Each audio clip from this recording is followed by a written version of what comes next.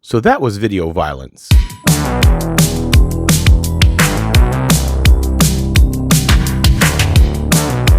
Well, hello everyone, this is your old pal, Hannibal Collector, and I just watched my Day 4 movie of 31 Days of Halloween, and it was Video Violence, a movie I've never seen. Video Violence was a very interesting movie for me. It's a very 80s styled movie. It was done in the mid-80s, I believe. It was written and directed by Gary Cohen, and the story of how it got made is pretty interesting as well.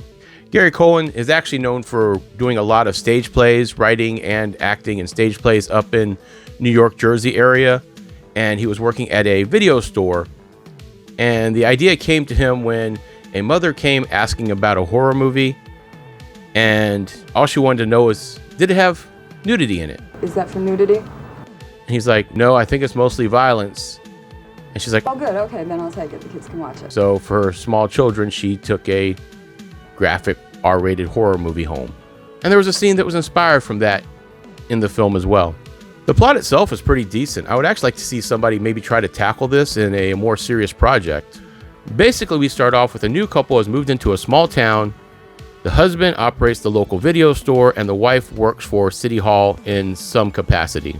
One day, the husband and his new employee are checking in returns at the video store and realize someone has swapped the tape with a personal tape, which used to happen back in those days. Eventually, the employee convinces the shopkeep to play the video and see what's on it. And that's when they realize that they have a real live snuff film on their hands. And that's when they really freak out. The owner tells the employee he's going to lock him in the store to keep him safe as he goes to the police to tell them what they have on their hands. And when he gets to the police station, we can already see something's a little off about the police chief.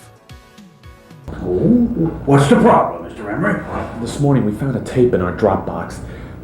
Well, that's a drop slot we have so people can return tapes before the store opens. Anyway, we found this tape that didn't belong to us, so Rick suggested we put it on. Now, hold on. Rick who? Rick Carlson. He's the kid who works for me. Oh, right. Bart's kid. He's a little wild, isn't he? Well, no, I don't think he's wild. A little confused, maybe, what with his father dying and now having to take care of his mother-in-law. Anyway, we put the tape on, and it was a tape of a murder. So? And when the shop owner returns with the police chief in tow, they find the door unlocked, the employee missing, and the tape is blank. Stick with the kitty stuff, Mr. Emery. Oh, wait a minute, Chief. I know what I saw. And the police chief just writes this off as a hoax, and the missing employee is explained as moving out of town. The strange thing about this town is people tend to not talk to the newbies, and all the townsfolk that come in to rent are only getting horror movies. How are you today? Get something for you? You got that chainsaw movie? I'll get it.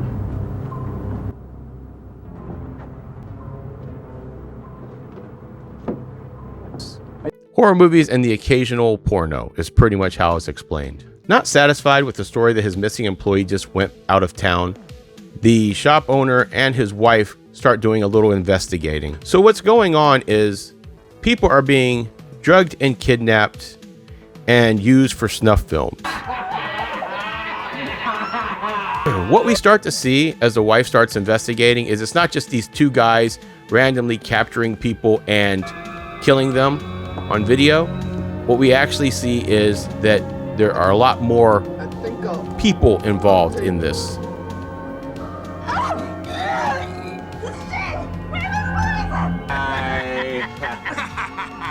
Okay, Howard, now go get the ones in the...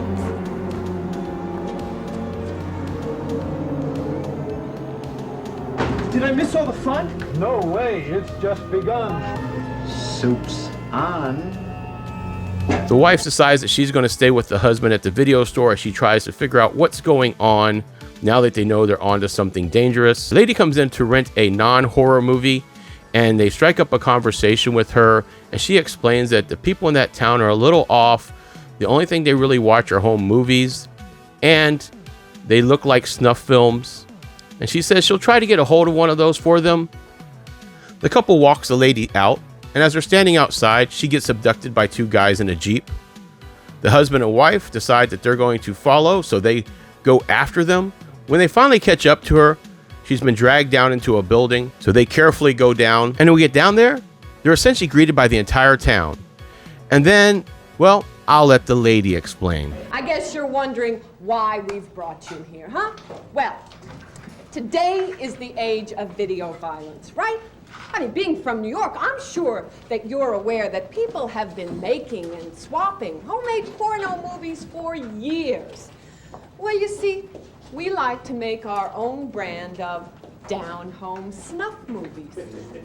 Of course, casting these things is a bit difficult. You can never use the same actor twice.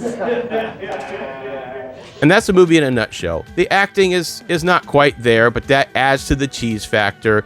The musical score is pretty good, although overused. They actually do some very interesting camera work, because this was all shot on a traditional VHS camera. It's one of the early, not the first, but one of the early movies shot on VHS. There's a handful of them that went out. It's a really cool story. Basically, Gary Coleman got use of a local access station to edit his video. He was supposed to get 6 hours for 2 days. When the higher-ups figured out that he was doing a horror film, they only gave him 2 hours on the third shift to edit this video. And it's actually pretty well edited. And as far as distribution, he put out a bunch of calls to different distros, and he only got 2 answers back. And he picked the Camp Video guys because they were the only ones that offered to design his box art. And this was my first time watching Video Violence. Yet again, another movie that I do not own that you guys suggested to me. So far, every movie we've watched in 31 days of Halloween, I do not currently own. This is a very interesting one. I'm not sure how rewatchable it is for me. And I know there's a second one. Maybe next year we'll watch the second one. I know this thing has a huge cult following. I completely understand why it would have a cult following. It's very interesting.